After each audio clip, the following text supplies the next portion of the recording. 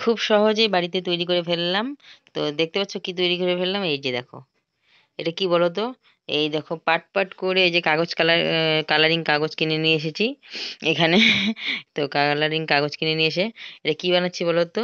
সবাই তো হচ্ছে তোমার হচ্ছে কিনে, কিনে বা নানা রকমের ডিজাইনের গাজরা মাথায় লাগায়। তো আমি ভাবলাম যে এবার এগুলো আমি মেয়েবেলায় অনেক বানিয়ে, বানিয়ে পড়েছি। তো এটা একটা কালারিং বানিয়েছি অনেক কালারের, মানে যেকোনো কালার শাড়ির সঙ্গে ভালো লাগবে। আর হচ্ছে এই যে কেটে নিয়েছি দেখো, ভালোভাবে পাট পাট করে কেটে নিয়ে এই যে সুইয়ের মধ্যে অল্প গেঁথেছি। তো ভাবলাম যে ভিডিওটা করে তোমাদেরকেও দেখিয়ে দিই।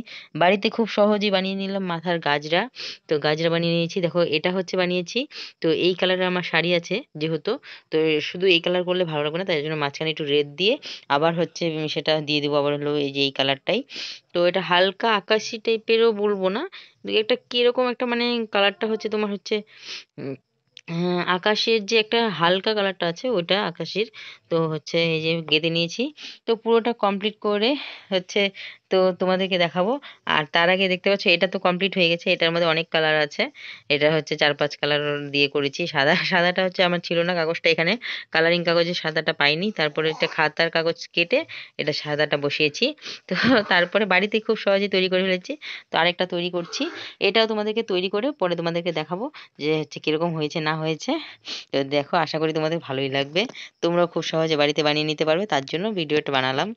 তো এটা কমপ্লিট করে নিই আগে। দেখছো এটা গাঁথাই আছে, এখন আর একটু কাগজ গেঁথে নিব, গেঁথে নিয়ে তারপরে এটা কমপ্লিট করব।